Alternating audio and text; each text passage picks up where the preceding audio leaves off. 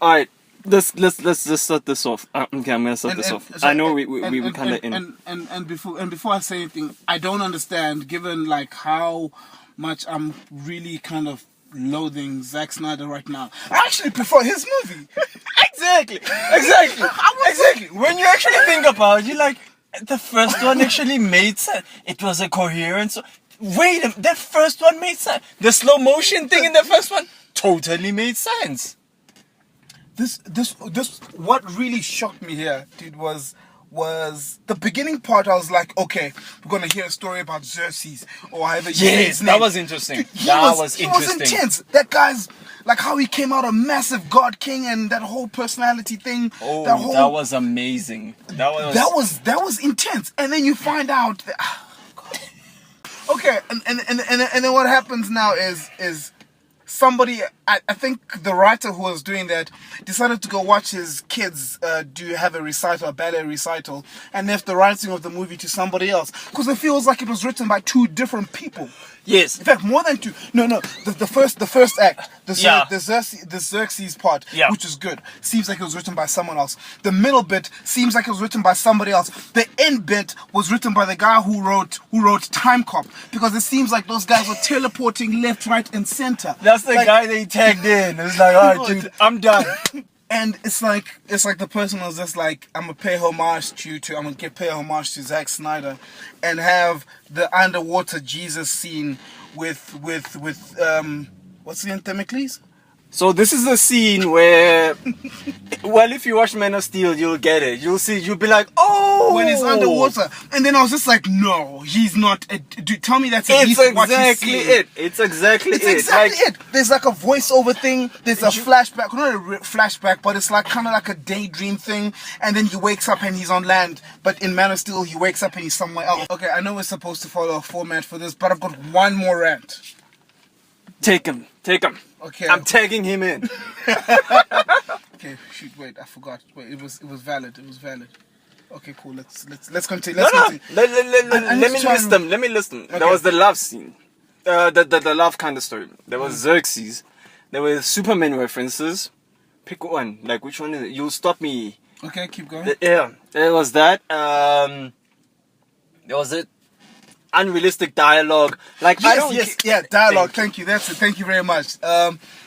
Okay, like, I found it funny that Leonidas was there. But wait, hold on.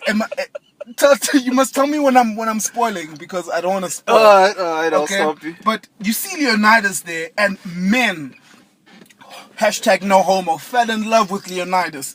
And I knew that if they gave Leonidas a chance to open his mouth, they would forget about Themistocles or whatever his name is. I've forgotten. I remember I saw Leonidas. You know what I mean?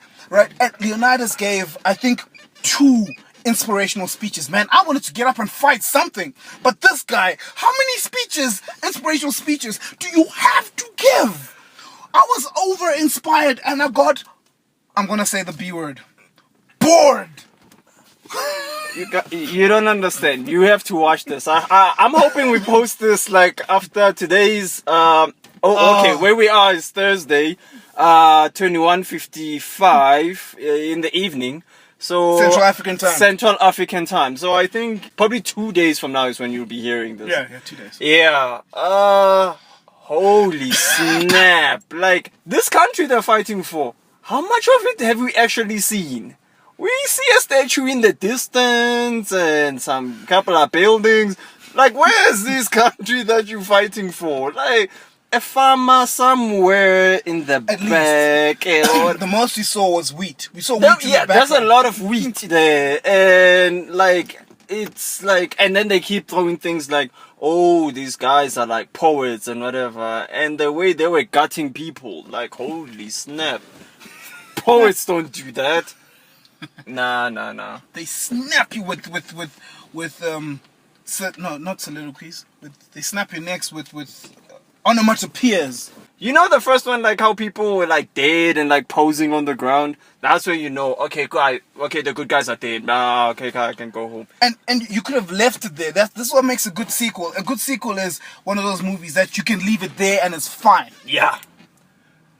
Like 300, we never expected a sequel. Like, okay, cool, these guys did well. At the end of the movie, they showed we knew that the Persian, that the Spartans were gonna come through. Yeah, because that yes. guy with the eye patch, he was standing there inspiring everyone to like go forth. And so we knew the Spartans were gonna come. Either we knew, right?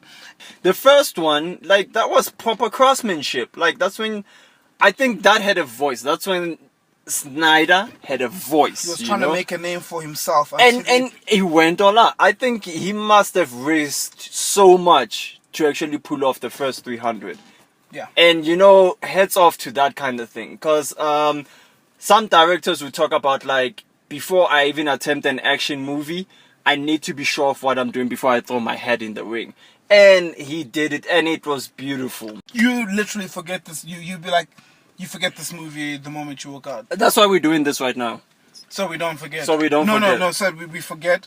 Yes, so we forget. But at least our thoughts are with you now. Alright, I'm done. I'm also done. Cheers, y'all. Cheers.